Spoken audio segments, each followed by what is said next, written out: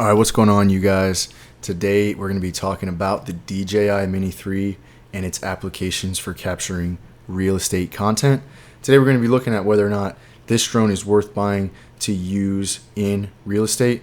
Drones have become super popular way to show off homes from the air, from a different perspective, so that the home buyer could, see what it looks like from an aerial perspective and see the yard layout and all that good stuff. So lots of drones on the market.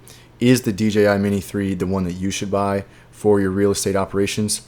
Make sure you stick around to watch this video to find out. We're going to first start by talking about the pros of this drone in the realm of real estate. Then we'll talk about some of its shortcomings, and then ultimately we will reach a verdict. So stick around to find out whether or not the DJI Mini 3 is the drone you should get for your real estate content creation. All right, we're going to go ahead and start off with the pros of this drone with the idea of using it for real estate. The very first one I'm going to call just general ease of use. This drone you can see here is under 250 grams. So of course that complies with a lot on the FAA side of things, but it's just very easy to tote around with you. It's very portable. I personally have the Fly More combo, so that's going to come with your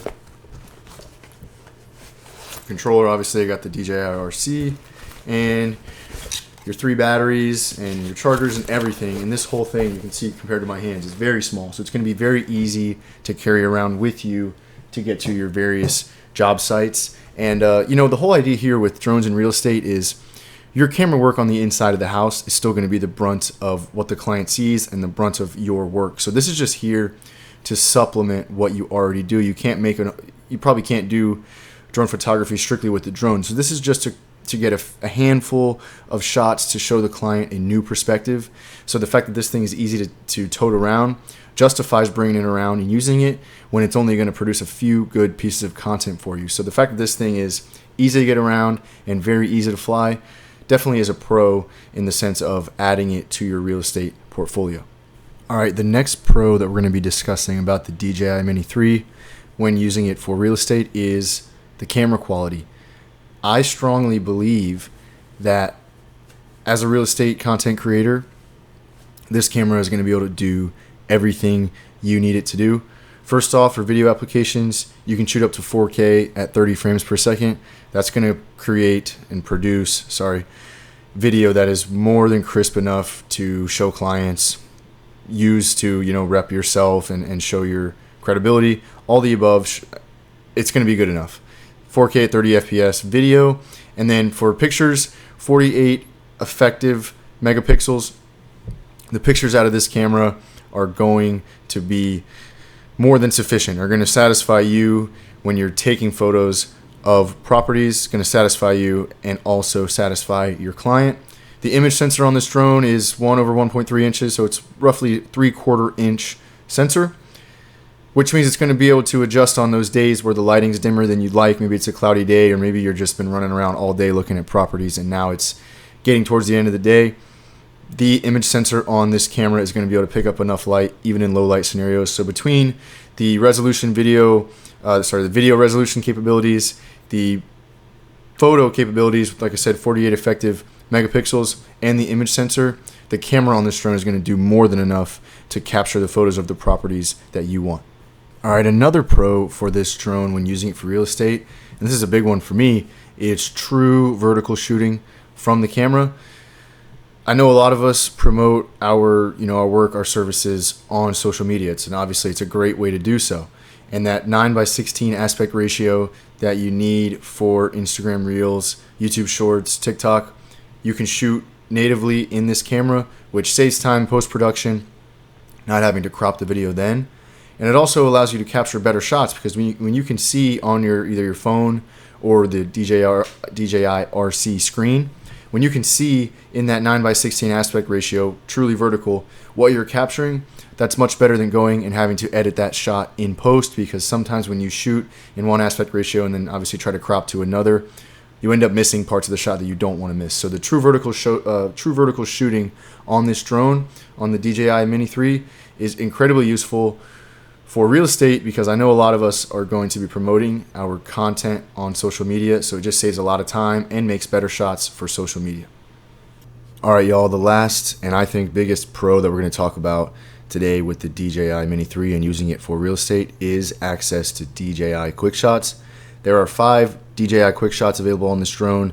That is circle, helix, droney, rocket, and boomerang. They're all useful, and for me primarily I use circle and droney. And right after this clip I'm going to show you guys some content I've gotten on some real estate shoots using quick shots. I'll show you that right after this, but they're incredibly useful because, like I said, you're likely going to be using your drone content for real estate to supplement what you're doing inside the house, so you don't want it to be some giant production and take you all day to do.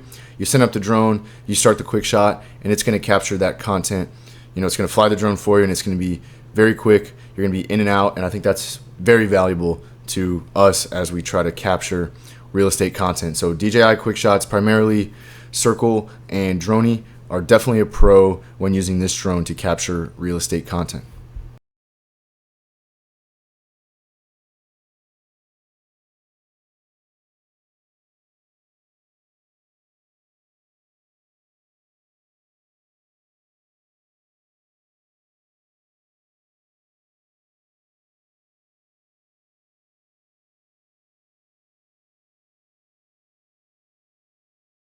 We are moving on now to talk about the cons of the DJI Mini 3 when using it for real estate.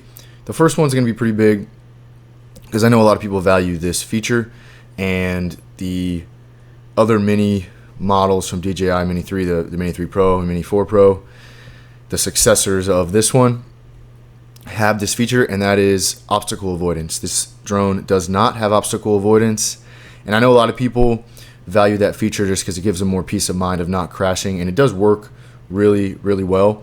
So with this drone, of course, you have no obstacle avoidance, so every obstacle you obviously have to manually avoid as you fly, and that can be really big when you're using quick shots, because quick shots are going to take over the drone and fly for you. But without obstacle avoidance, you now have to still stand by and be ready in the moment to change the flight path to avoid an obstacle, or just do your planning ahead of time when you're doing quick shots to make sure nothing's going to be in the way. But on the Mini 3, no obstacle avoidance. I know that can be kind of a pain if you're shooting something, say, in a downtown New York with a bunch of elevated buildings, high rises. That's going to be important. For me, I live in Florida. I do a lot of residential real estate shots on single story homes. So it's really not a big deal for me, but for some of us, it's going to be definitely a con for this drone that it does not have obstacle avoidance. All right, now for another downside of the DJI Mini 3 when using it to gather and collect real estate content is the transmission system on this drone. When you compare it to the DJI Mini 3 Pro and Mini 4 Pro, its Mini series successors, this has the least advanced transmission system. It's called the O2 transmission system. The Mini 3 Pro has the O3, and the Mini 4 Pro has O4. I'm not exactly sure how it works. All I know is that with these new versions of the transmission system, the transmission between the remote and the drone improves. So I've noticed flying this one, there's been some cases when I'm flying around obstructions like trees and buildings that the connection between my remote and the drone, I have the DJI RC, so I have a screen in the remote, and the video transmission goes downhill, it gets grainy, or sometimes I lose it completely. And just in general, the only thing I'm really not impressed with in this drone is the range and the transmission. So that is a downside when considering this drone for real estate, because it's a reason why you should choose the Mini 3 Pro or the Mini 4 Pro over this one, so you can get your hands on that newer transmission system, which is going to, make your shoots go faster, and you'll waste less time dealing with issues like that. So I think that's going to be a downside here with the Mini 3. Right now, we've gone through the pros of the Mini 3 when considering its ability to capture real estate content. Now we've just gone through the cons as well, and it is time to make our final decision on this drone, whether or not it is worth buying for the intended purpose of real estate content. If you look at my pros that I provided: the true vertical shooting, the general ease of use, the video quality, the camera quality, and DJI quick shots. If you consider those 5 pros that I've provided, and the 2 major cons, the biggest cons that I think that this drone comes to the table with, and that is the transmission system and the lack of obstacle avoidance.